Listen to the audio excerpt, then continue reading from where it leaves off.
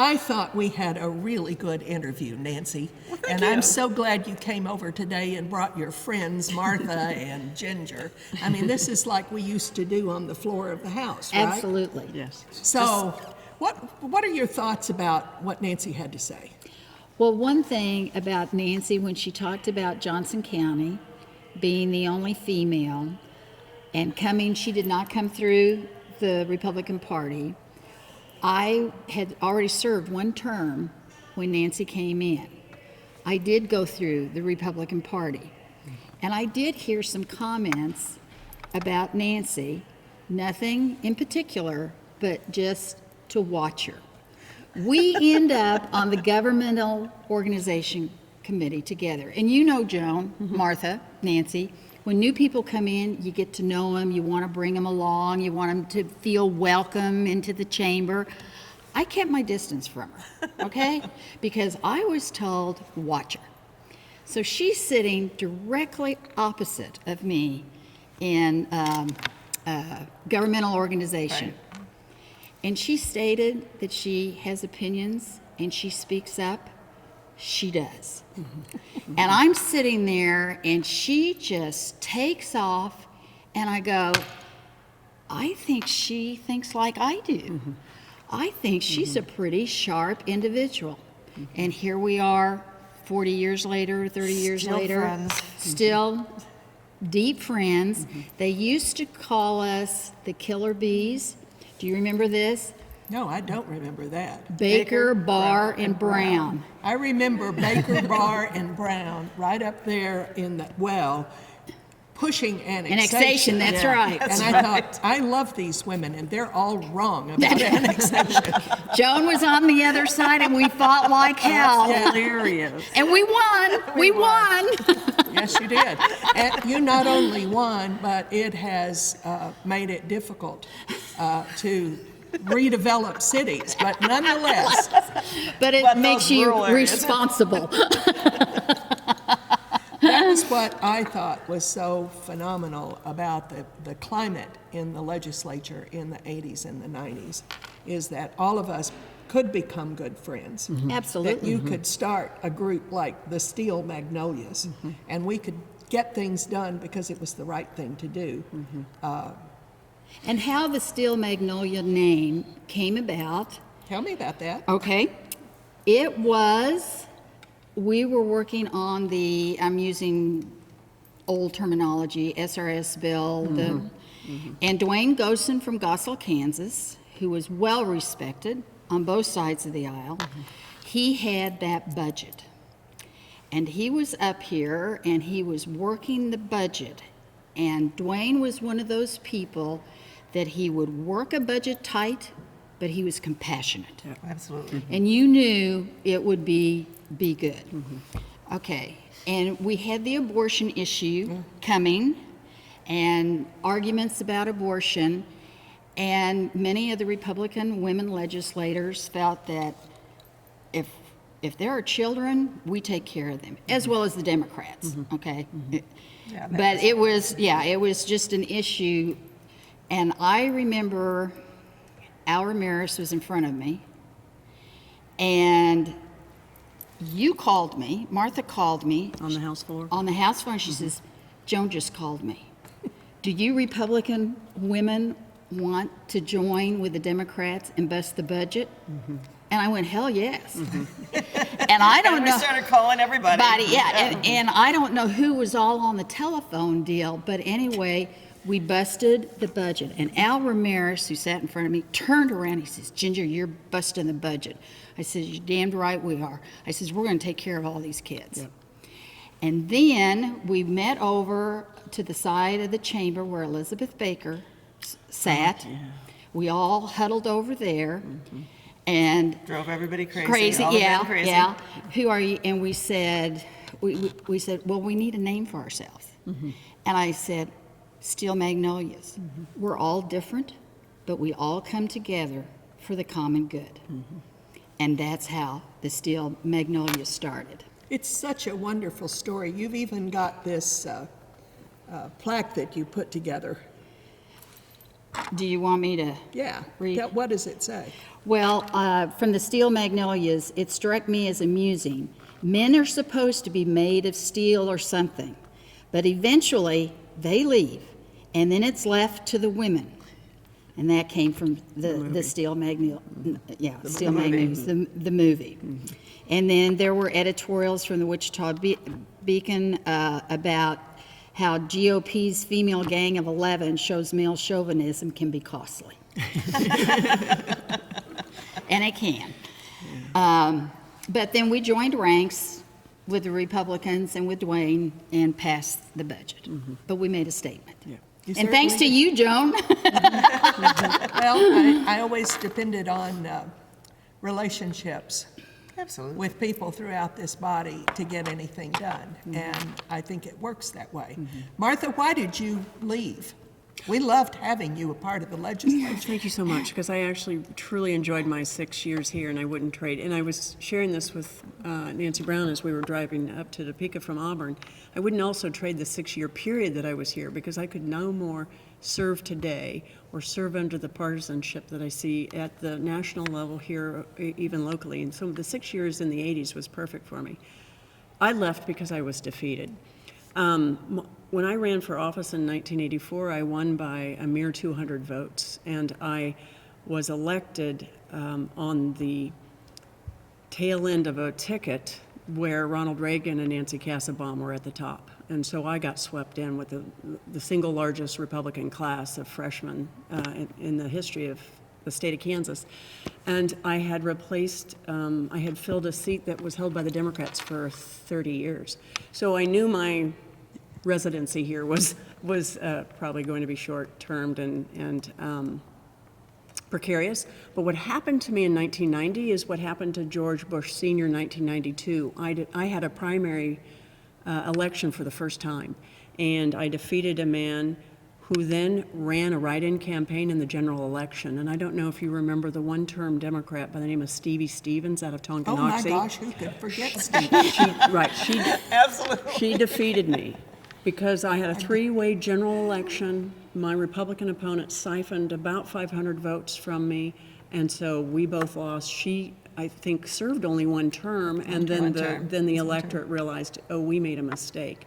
What I didn't do, and I remember Bruce Mayfield and Jeff Freeman came in when I did, and we were all quite young. I think Bruce was defeated after one term and sought to return to the legislature, Right. and I knew, I appreciated one of your questions about whether or not if we had continued to serve, whether we would have sought higher office. I actually had in my head that I was going to serve 10 years. I would have been so when I ran, I was 22 years old. I was elected a month after I'd turned 23, and I would have served into my early 30s, and I thought that was a sufficient amount of time to make a difference, right? You need a little bit of time to get your legs under you. I would have made a difference, and then I would have probably moved on to bigger and better things, probably Kansas City, which is what I ended up doing after I left office. But I have no regrets, and I loved my years of service. Martha Jenkins, update us on what you're doing now in your professional life. So when I was in the legislature, I was going through law school, and it actually took me about 4.5 years to graduate. And when I tell my employers that, they go, "Well, why did we hire you? You seem a little slow." But because I went to school part-time, also with Joan Adam and Rex Kroll at the time. Sure. Now I'm a full-time lawyer. I work as the general counsel for the Alcohol Beverage Control Board for the District of Columbia. Right. So I was in the private sector. I went to work for Sprint, and then this is my first foray into government. One of your questions was bureaucracy. I live in it now. I don't like it. It's been a nice career, however, but I'm ready to return to Kansas. Good. Yeah, Well, we're going to see if we can find a place for I you. would appreciate that. Ginger Barr, I remember when I ran in 1982, that was your first time, and I was just taken aback by how fabulous you were as a candidate and how you worked a room full of people She still and does. had everybody eating out of your hand. It was, I was just in awe Well, of your thank you. political skills. So tell us what you're doing now. What am I doing now? Well, I am semi-retired. I started out in education. I went into the family business that owned and operated cemeteries and funeral homes. And I have a small management company now. One of my passions, besides people, have been animals. And one of the things that I worked on that I'm pleased with was known as the puppy mill bill. Now, I worked on other legislation like annexation. We got the highways here in Topeka, Oakland Expressway 470. I think of you every time I drive across it. Thank you. But probably that bill and that work, and I had Senator Jeannie Hofer on the Senate side, and I had the killer bees with me, and that legislation, that was tough because I knew I was right, and it was good public policy. And it changes.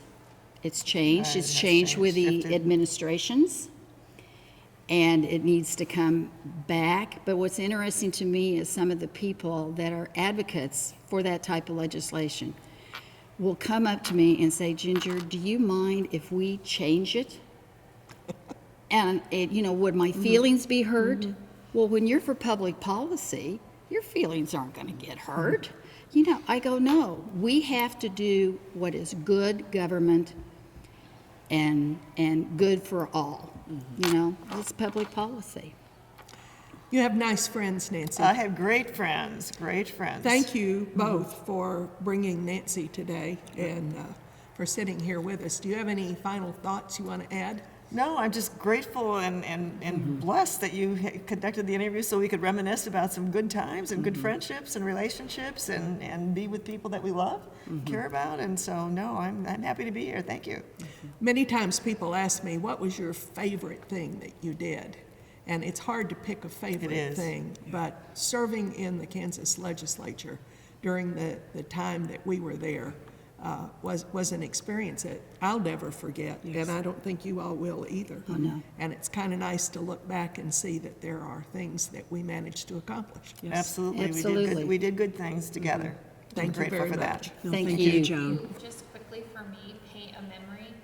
Like what's a very vivid memory that you each carry of that time? Ask the question so we can hear. Yeah. Okay, so what I'd like for you to do as a closing exercise is to paint a memory of some event or something that we can leave as a lasting impression from this conversation. Okay, you brought it up, annexation. It was a tough fight. Yes, it was. It was a very tough fight. I had a very formidable opponent. So people get tired of the issues, and they know what the issues are going to be. So the bill was coming on the floor, and I thought, I've got to get these people's attention. And so I put tea bags on all the desks and said, taxation without representation. And then I put on an Indian bonnet Remember that. on the well to get their attention. So it may not have been professional, but I got the job done. And I can still remember the Indian bonnet.